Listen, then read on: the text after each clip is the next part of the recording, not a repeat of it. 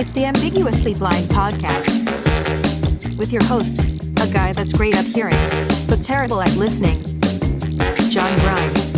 Hey, and welcome back to the Ambiguously Blind studio. Thanks for joining us for what should be a very interesting conversation with a fellow meningitis survivor. I've shared my story with you briefly about my encounter with bacterial meningitis, and the guest today also had bacterial meningitis. I believe the same strand I did, which was known as meningococcal. So I want to speak about our experiences and kind of how they are woven together with similarity. The outcome of our experience was different, but there are a lot of things that were similar. So I want you to help me welcome the cover story for People Magazine's Health Edition that came out in the summer of 2020, Blake Schuchardt. Thanks for stopping by, Blake. Hey, thanks, John. I appreciate it. Thanks for having me. I've been looking forward to this conversation about meningitis of all things. Yeah, it's definitely a conversation you don't hear much about, unfortunately. But when you called and asked me to be on here and talk with you, I mean, I was ecstatic. I wanted to get on here as soon as possible and see what all we had in common and what all we could pass on to the listeners and see what we could educate people on. Yeah, you are no stranger to advocacy and education in the meningitis area. You are connected with the National Meningitis Association, which is how I found you when I was looking, searching the web for meningitis stuff. I encountered I'll just refer to them as the NMA here. At I think the web address is nmaus.org, and it's a website that's got a lot of information about meningitis and the fact that a lot of people don't know what it is. How did you get connected with them? Well, it's been at least 5 years ago now. I randomly was looking online just kind of see if I could find anything about meningitis awareness or advocacy. When I got it, I was only 18, so I really wasn't, willing to go out and tell my story quite like I do now. And I randomly came across their website, and I emailed the president at the time and just said how I wanted to get involved. And she emailed me back and said, "Great, write up your story and send it to us, and we'll get back to you." And I put it off for a year, and she actually was persistent. She emailed me back, and she said, "Hey, we're still interested if you are." And that's how I got into it. They flew me out, and they got my story down on paper and they put it online. And I mean, one thing's led to another. I've gotten to People Magazine. So it's been quite a ride. Yeah, it sounds like it. That's kind of how I found the National Meningitis Association as well, just scouring, looking for details. And I think I'm just at a point in my life where it's time to start being an advocate. I don't know, maybe parenthood or something is what brings it out in me, but I think it's just time.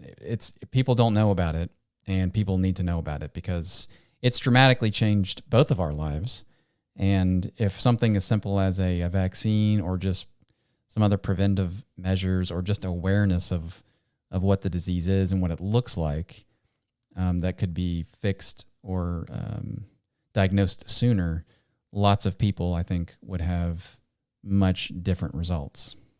Yeah, and I've been very happy the past few years. I don't know if you've noticed them on TV, but I've noticed a lot of commercials mainly focusing on meningitis and the meningitis vaccinations. And I really didn't see those till probably the last 4 or 5 years, and I've seen them quite a bit.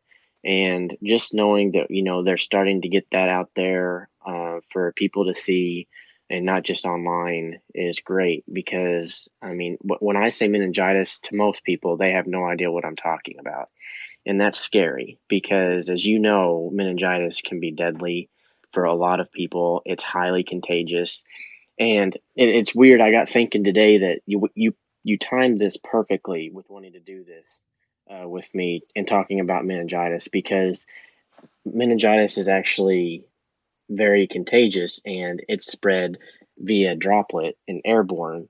And guess what else is spread via droplet and airborne? Yeah. COVID-19. Great timing. So, yes, great timing. So when people start hearing this COVID-19 and how dangerous it can be and how quick it can spread, they don't realize that meningitis is just as deadly and just as contagious. And the thing that would be different with meningitis is, as we're learning, as we learn through or understand the COVID-19 world that we're living in and understand the disease, it's affecting mostly the older folks in our world. I mean, it affects everybody, but most of the fatalities and the severe illnesses are coming from people, beyond 50, 60, 70 years old. Meningitis affects people young, and that's where it's a little bit different. It's equally as contagious and it's equally as deadly, but it affects the population that most people would think, just like myself. It affected me when I was 19 years old, and of course at that time I was 10 feet tall and bulletproof. So there's no way anything would cause any harm to me.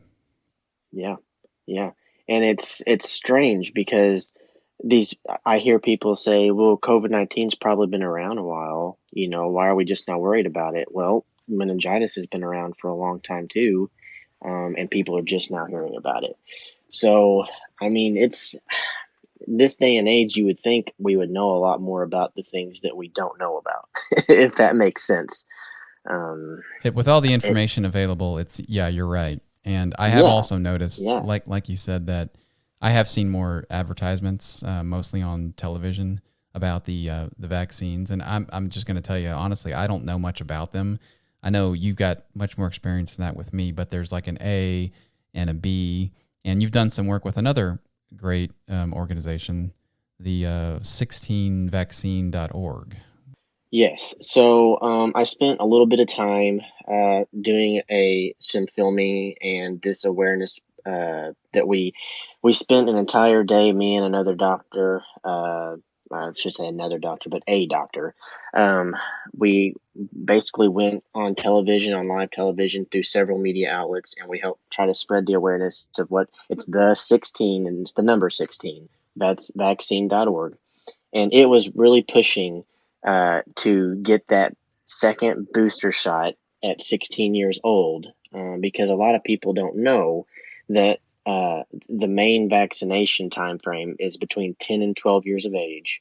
So right as you're getting ready to become into high school, and there's actually a booster that you really need to get at the age of 16 before you get into your college days, because college, you're in cramped dorms, you're a lot close, just like in high school.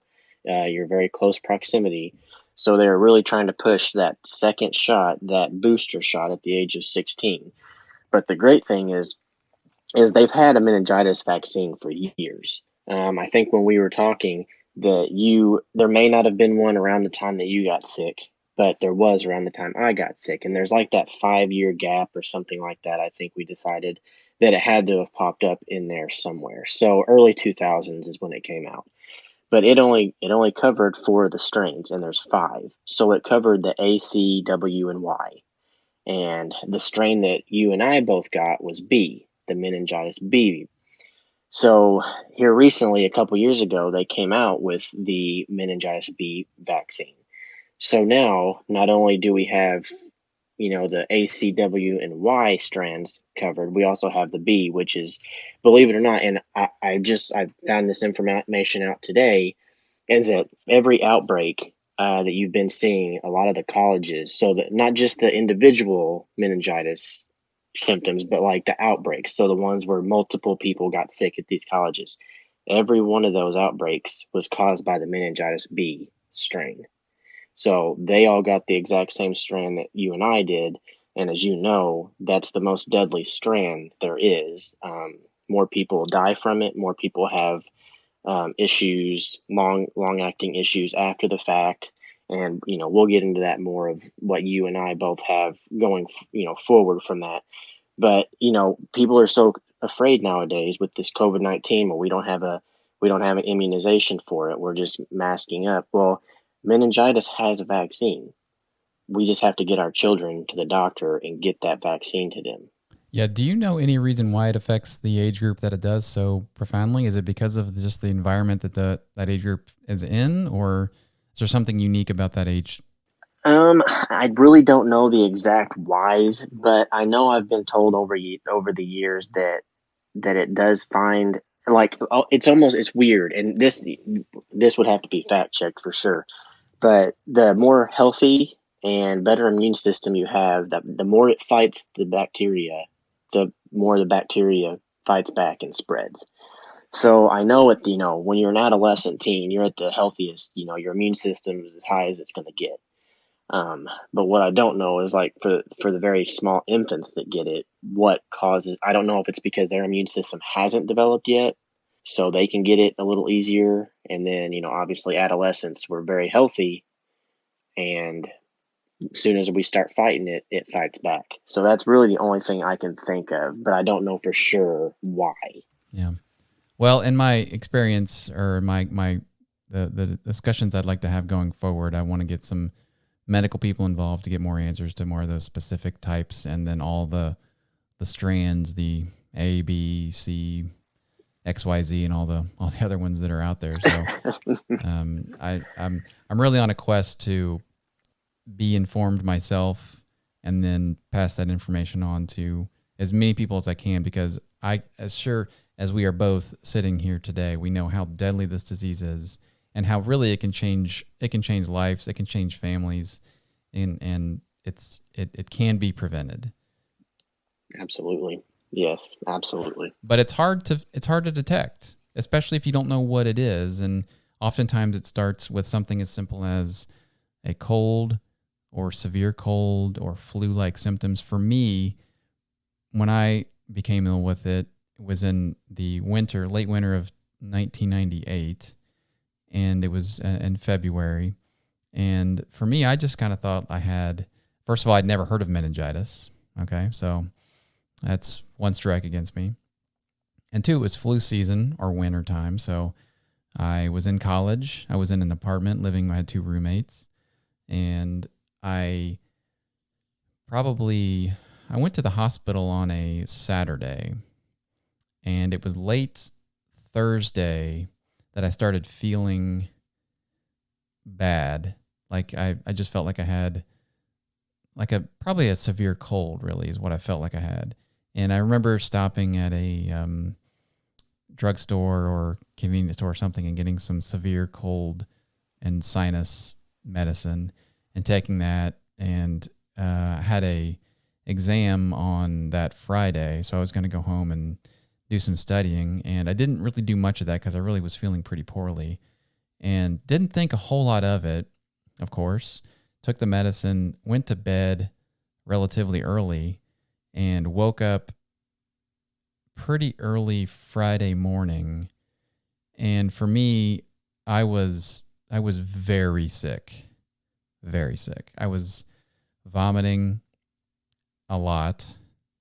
And when the thing that at the time was for me, I knew something was, looking back at it, I knew this was different. I was in bed and got up from bed to go to get sick. And when I hit the ground from getting in bed, I immediately was on the floor, like my legs didn't work. And mostly because I was dizzy. The room, everything was spinning, and I could not, it was something like had never felt before or witnessed before. And so I was getting sick a lot. And after that stopped, I don't know what time it was. I got back in bed. I actually called my parents. I waited a little while because it was very early in the morning for me, and called my parents, I want to say around 6 a.m. or so, and was telling them that I was not feeling well and this was pretty bad. And they had just gotten over the flu themselves within the last week or so. So we kind of chalked it up to that. And I hung up the phone. I think I'm pretty sure I called my professor for the class that I had testing that day and told him I wasn't going to be there. I went to bed and woke up 7 days later in the hospital. Wow. Isn't that something? That was my warning. Isn't it something? That was the lead up to mine. Yeah, that is, wow. Well, mine's similar. So I was a senior in high school. I was a month away from turning 18, and this was in March of 2005. So I was so close to the end of my senior year. looking forward to going to college. And I had been healthy all year long. I don't think I'd missed a day of school yet for being sick. So I remember around lunchtime that day, and I think it was on maybe a Tuesday. I don't even remember anymore. I just know that I started feeling like I was getting sick, and like you said, a cold or a flu or something. I mean, this was the end of flu season, so I thought maybe I'm just getting a bad cold. I'm starting to get a runny nose. I'm very weak. I just feel like I'm getting ill. So I managed through the day. Took my girlfriend home from school, gave her a kiss goodbye. And that right there is important because knowing that this is droplet, she could have got it. So I dropped her off, went home, and I made the decision that I was going to stay home that next day. I didn't feel good enough. I knew I wasn't going to try to push it, so I wasn't even going to set my alarm. So I remember that night, all through the night, I just had terrible dreams. I don't remember specifics. I just remember tossing and turning all night long. And I woke up roughly around 10 a.m. and I knew, man, I don't feel good. I'm going to go to the bathroom and, start a bath, see if I can just lay in a hot tub and, get feeling better. And I went to sit up out of bed and I couldn't. My neck was stiff.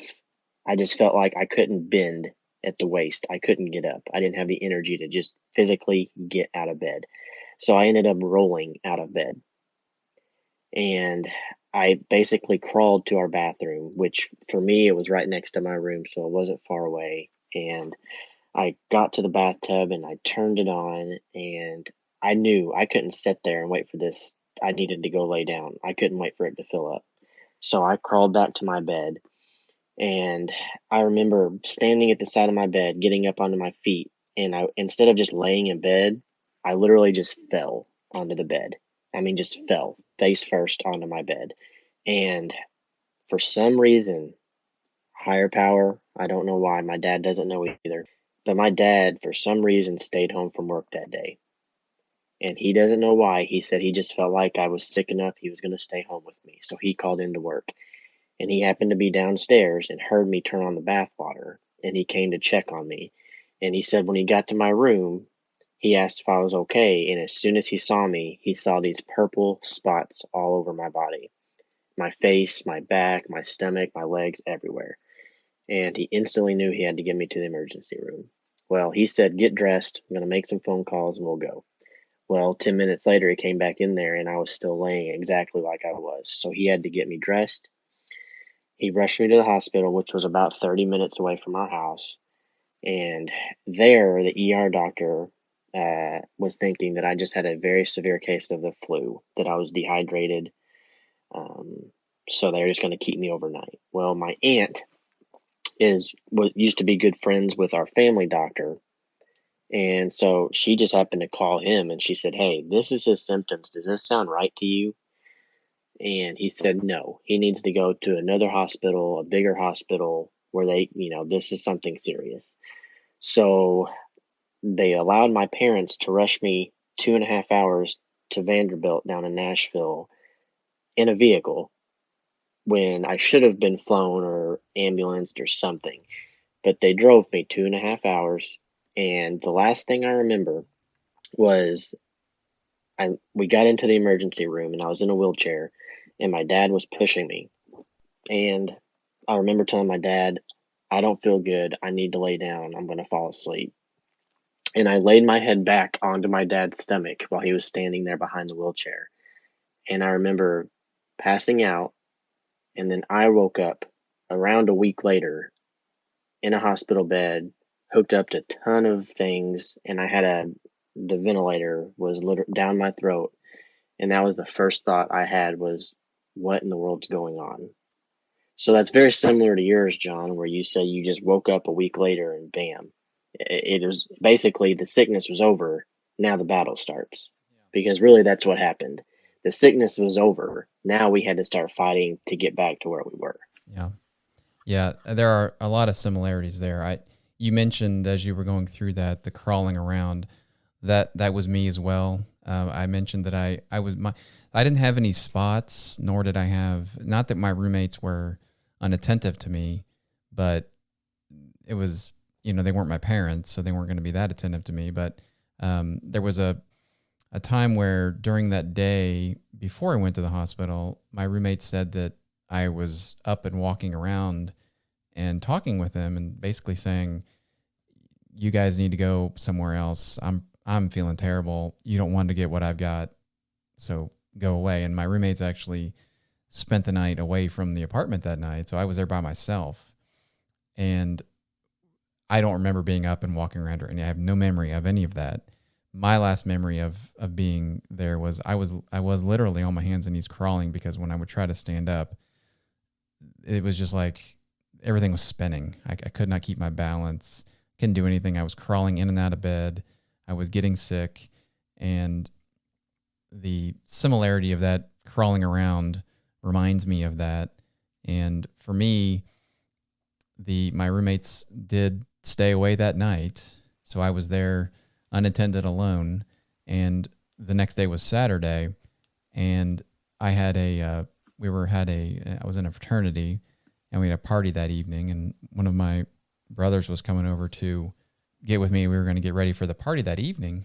And, you mentioned a higher power and watching things, and I certainly believe that. I've always believed that, so it's not a new belief or anything. But the apartment was open for some reason when he came by. This was before we had cell phones, so you'd actually just have to tell somebody to be ready at 10 o'clock, and they'd have to be ready at 10 o'clock, right? Can't do we weren't texting or calling or anything like that. So apparently we had made an appointment or a time to get together that mid to late morning on a Saturday. And he came over to my apartment and knocked on the door. There was no answer. The first miraculous occasion was event that was that the door was unlocked.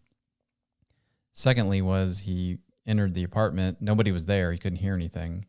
And he was calling our names to see if anybody was there. And he went to he went to my bedroom, and the way my bedroom was positioned, I had rolled off of my bed, or at least I was on the floor on the far side of the room, which wasn't visible from the door. And he couldn't see me just by looking into the room. But apparently I had made my leg or something had moved, and he heard a noise. So he came around the corner of the bed to inspect it, and he found me face down on the floor, and I was lying in, and I don't want to be too graphic, but I was lying in vomit. And he immediately obviously knew, whoa, this is not good. So he called 911, and the paramedics came, within 5 or so minutes, and they had me in the ambulance headed to I was in Lubbock, Texas at the time, the University Medical Center. So kind of like you went to the Vanderbilt Medical Center or something like that. So similar in that regard there. It was a good hospital. I was probably about, I don't know, I would say maybe 4 or 5 minutes away from the hospital by ambulance. So they got me there pretty quick. But really the diagnosis was similar to yours in the sense that they didn't know what it was either at the time. I'm at the hospital. I'm in the ER. I'm unconscious. My face I've been kind of like, if you can imagine, I've been rubbing my face in carpet for some reason. So I've got these areas on my nose and on my brow and on my cheek where it's kind of like carpet burn. In addition to having the bile present that I'm laying in, basically. So all that kind of stuff. And I don't know how long I was laying there. I have no idea. Nobody really knows. So could have been 5 minutes, could have been 10 hours. I don't know. But when I get there, they don't know what it is. They know that I'm pretty messed up. I don't have any of these purple spots that I hear so many people talk about, or any of those types of symptoms. And they were trying to diagnose me. My fraternity brother was there. I had known him for about 2 years, and they immediately, for me, thought I was in a situation where I was overdosing on drugs of some sort. And they were asking him about my drug use and that kind of stuff. And of course, for me, that I don't do that stuff. Have never done it. Didn't do it. So they were really kind of pressing him to stop covering for this guy. If you just tell us what he's taken, we can help him. But he's like, I don't think he's taking anything. I don't know, but I don't know what eventually led them to understand the meningitis. I know they did a lumbar puncture or a spinal tap at some point to get help get the diagnosis. But there was a mad dash to figure out what was going on. They understood the severity. And then there was a network of, again, we're back in 1998 where we had some cell phones, but not like we do today, and not like the communication that we have today. So we're trying to locate my parents, locate my brother, locate my family, locate my friends, and everybody that had come in contact with me, because as we mentioned, this is extremely, extremely contagious. And the race really was on to figure out what was wrong with me and then keep me alive, basically. So it was an interesting encounter, I'm sure. Yeah, it goes quick. It's just amazing that they caught both of ours in time. And I know the one good thing that the hospital emergency room that I went to first did is they gave me whichever antibiotic that kills the bacteria. They gave that to me, so the bacteria stopped doing the work, but the job was already done. And so, just like in you, I'm sure at some point they had to have given you an antibiotic that was to kill the bacteria, but the amount of the work that it did on your body was so severe that it kept hurting you even after the bacteria was gone. I know one thing my parents told me, that when they first got to the hospital, within the first couple of days, they had heard that there was one other person that came in literally like 5 or 10 minutes after I did that had the same thing. Okay. Now, I don't know where they were from. They weren't from around us, but they were from somewhere. They came in with the same thing and they didn't make it out of the ER. So instantly, after becoming a parent, my thought is, what could have been going through my parents' head to know that your son is here and someone comes in with similar symptoms and doesn't make it? Like, what goes through your head? I mean, Yeah. I know as a parent what would go through my head, and it's like I don't even like thinking about it, because it's just, a parent never wants to see their child in that situation. And my parents literally, as in your parents, they just kind of, their hands are down and they're going, I can't do anything. What am I supposed to do right now? Like, I can't help him. And that's an awful feeling for a parent to feel. Did they know about that happening at the time? About About the other about person? they didn't know about it until like the day after. So I Okay. was already up in ICU, but and then so there was another girl in the hospital that came in about 2 days before me with the exact same thing, but she was still alive and she made it. And she actually got out of the hospital about a week before I did. And we actually stayed in contact. She wrote me a letter saying how she heard about me. I guess the news down in Vanderbilt or in the Nashville area, they did a news story on me. But she found my name, and so we wrote each other for a couple years and stayed in contact. And she had some of the same symptoms, but she didn't have a lot of the same lingering issues I did. She had, I think, hearing trouble and something else with her liver or something. But it's just amazing how every individual person is different when it comes to the severity and what it can cause, how their body reacts to it. Yeah, there seems to be a lot of similarities, but at the same time, there seem to be a lot of differences. Yes. Yeah. And your Yeah. parents were there. My parents were not. They were about 5 hours away from me where I was going to school. So for me, I'm going to kind of gloss over some things. There were some really miraculous things that occurred between the time of my fraternity brother, Brad, finding me and then the time that I came to. But my parents were basically given the phone call once they finally got a hold of them. Your son is in the hospital. There's a very good chance by the time you get here, he will not be alive. And if he is, it'll be pretty grim. So be as fast as you can. And so they got there as fast as they could. And when they got there, which was on the same day, they got there by plane. The initial report that the doctors gave him was, exactly what you don't want to hear about the prognosis. And basically, if he survives, it'll be a permanent vegetative state and or severe cognitive issues with a lot of physical disabilities and things. That's the best case scenario, right? So it's unbelievable. Awful. So you have some pretty meticulous details of your hospital stay. I don't have as meticulous details, and if you want to go into those, we can certainly do that. But for me, one of the other things that the milestones that occurred in my hospital stay was after a day or so, maybe 2 days, my parents the doctor that would come in was like, I think it was a man, but it was like Debbie Downer. It was like he was coming in and just sucking all the air out of the room every time. And of course, I'm hooked up to everything, just like you. We've got ventilators and feeding tubes and catheters and monitors and IVs and all those kind of things that we're hooked up to. And this guy just comes in and is like, I don't know what to tell you. This doesn't look good. I'm not sure what's happening. I don't know what's going to happen. And so my parents made the decision that essentially they're going to fire the doctor.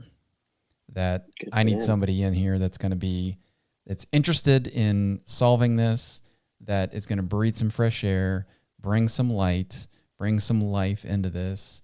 And we're all believers, and we know that somebody's watching. We know that we can do this.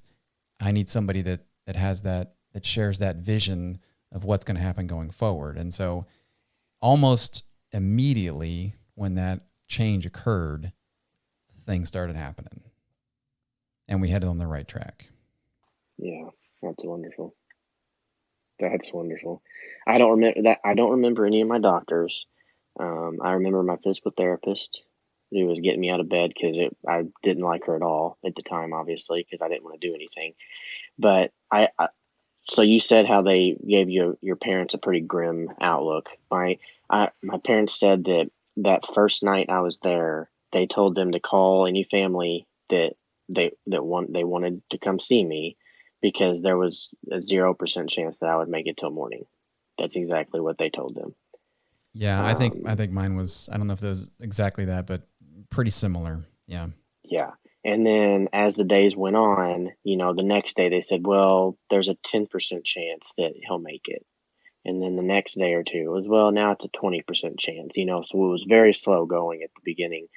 But my mom actually kept a journal, and my dad took pictures, and they both decided that if something were to happen that I wouldn't make it, that one, my dad would delete every picture that he took, because he didn't want to remember that being the last moments of my life. And my mom would burn the journal because she didn't want to remember those last moments of my life. And so I literally have every picture, and I have that journal. My mom gave it to me.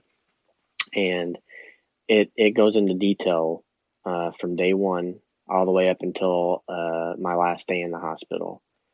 And it doesn't go into huge detail, but it gave the updates so I could kind of see in my mind how things were doing. And now that I'm a nurse and I work in the ICU, I'm able to, I can picture it verbatim in my head of exactly what the doctors were doing and why. And at the time, I was like, why did they do that? Why did they do this? This doesn't make sense. But now I know exactly why they did it, and I can almost bet, 99% that they did the exact same things with you, as to keeping you on the ventilator and weaning you off, and, checking to see your neurologic ability. And, they basically kept us in a vegetative coma so our body could heal without us having to suffer. And that's the days that you don't remember, is those 6 or 7 days that there's no memory. Those were the days that they were letting your body heal itself from the inside. Okay. Yeah, I hadn't really thought about it that way, but you do have a unique perspective with your background in the medical field too. So Let's just go down a checklist here of some devices. Ventilator, of course. Mm-hmm. Yep. You had a feeding tube. Yep. I did not like the feeding tube. I pulled mine out several times. They didn't say anything about that. They told me I tried to pull the ventilator out several times. Okay. I think I also didn't like that either. I had I think my arms were were strapped down to the bed on several occasions. So Yeah. They'll either one put mittens on you so you can't grab, or if it gets too bad and you get smart enough and use both hands to grab, then they will do some kind of tie down. And it's obviously it's a doctor order, and they don't like doing that because when you take a person's rights away, yeah, it's a big deal. sure. So Yeah, that's the last resort. I know I was tied down. I don't know if it was Yeah. always or partially or what, but I didn't like that feeding tube. And even coming out of once I was awake, I had the feeding tube for some time, and I would still pull it out, aware of it, and because it was just so uncomfortable. Yeah. And it goes up through your nose, down the esophagus into your stomach, and I didn't like that. I didn't like eating that. But the reason, well, one, I was in the coma. That was how the nutrition, I guess, was mostly used. But two, when I was awake, my muscles, Blake, probably similar to you, I had atrophy was the least of my problems, really. My muscles weren't due to the neurological damage, my facial muscle. I mean, actually just muscles everywhere. I had drop foot from, if that's what it's called, from being in bed. My ankles were, my feet I couldn't lift my feet up to be perpendicular with my leg. You know what I'm talking about? So Yep. Standing was completely out of the question. Sitting up was difficult. Abdominal muscles, facial muscles, my swallowing mechanism didn't work. My eyelids. So for me, the biggest thing that came out of my experience with meningitis was my vision loss. And I lost total vision in my right eye, and I have partial vision now in my left eye. And when I became aware of what was happening where I was, what was weird about it, or ironic in this case, was my right eyelid would open like normal, but my left eyelid would not open. I couldn't open my eyelid. And so when I was awake, I'm looking, but I can't see anything. It's just black. And my right eyelid's open, but I can't see out of my eye. My left eye, which I have vision in, the eyelid's closed. And I just assume it's open because my right one is open, and it wasn't. So, I don't know how I became to understand that and the concept of vision loss, and just, I was a wreck physically. I was a wreck. That's the best way to say it. Yeah. And I think it's, excuse me, it's probably important to, because we basically jumped into, we had meningitis. But I guess it's probably important that I maybe fill people in on what meningitis is and what is affected by it, so they kind of get an understanding of why it's so severe. So our brains have what's called meninges, okay? And so if a person is to just look at a picture of a brain, the parts that I'm talking about are the parts that make it look like a maze. So all of those just beefy lines that go all over your head, those are meninges. And when those meninges become inflamed, that is meningitis. So it's, the meninges and meningitis, so it's the inflammation of those meninges. And those meninges become inflamed due to that bacteria. And we have spinal fluid that literally encases that brain all the way down your spinal cord to the very tip. And all that fluid becomes infected with that bacteria. So imagine all of that fluid, what all it entails, and throughout your body becoming that. So it's not like just having a sore throat or pneumonia, which is just in your lungs. Meningitis affects your entire body, and they can't. The reason there's so many symptoms is because you don't know what part of your body that bacteria is going to affect. It's basically like, so imagine us putting that bacteria in your furnace at home. You don't know which room it's going to come out in first. And whatever room it comes in, it's going to take a long time to get it out of there, just like your body. So, it affected your eyes. And unfortunately, that was something that your body couldn't correct fast enough, that there was permanent damage. My big thing was my kidneys. So I didn't have any vision damage whatsoever. I just have what I call old man eyes. I have to have reading glasses.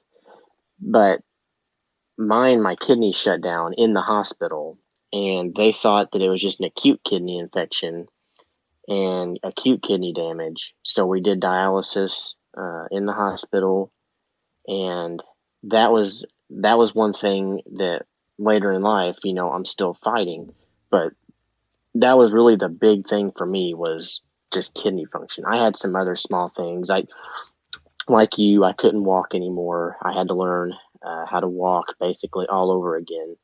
And a neat thing that I've learned in my nursing career that I've always been taught by the physical therapy people is, for every one day that you lay in a hospital bed and you're not able to get up and really do anything, it takes 3 days of physical therapy to get back all the muscle that you lost.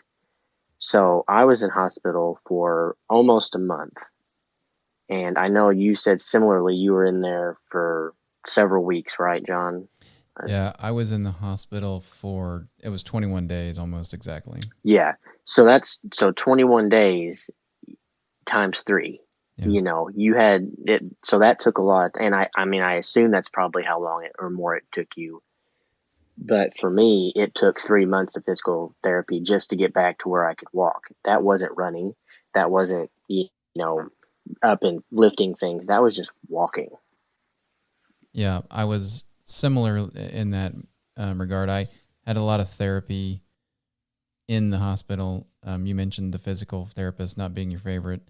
For me, it was the cognitive therapist. I didn't have, now some would probably argue with this statement here, but I didn't have any cognitive damage. And I was aware of that at the time, but this woman would come in, it seemed like every hour on the hour, and ask me all these questions and these cognitive tests and things. And that just, I mean, it was already beaten for lots of Mm-hmm. reasons. And it was just terrible. I can remember being pretty into the physical stuff, although it was exhausting. I was really driven to, as crazy as it sounds, I was driven to walk. I mean, I wanted to get out of the bed. So I was driven by that feeling to move, although it was very difficult. I mean, we had to start with sitting up and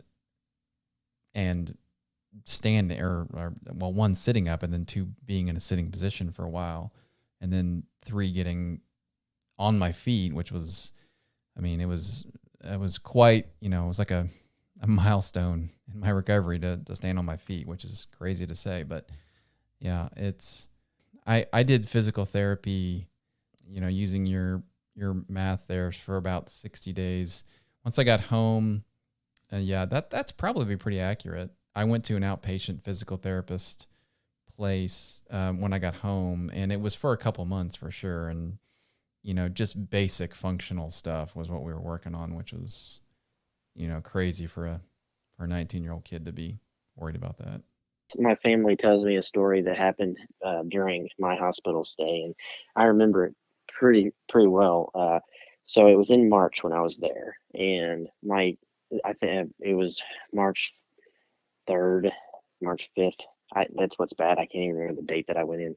So my grandma's birthday, who I was always close to, always growing up, and still am, and thank God she's still alive. Her birthday is on March 17th, so St. Patrick's Day. And I know on that day, the doctors decided to wake me up while I was still on the ventilator to kind of see how I was doing, make sure I was cognitively still there, follow commands. And I remember they let my family in there. And I remember my aunt coming up to the side of the bed and saying, "Blake, do you know what today is? It's Mama's birthday." And so I don't remember how I did it. I know what it felt like I was doing, but I know what they tell me I did. So to me, I thought I was waving come here, like, the come here motion with my hand.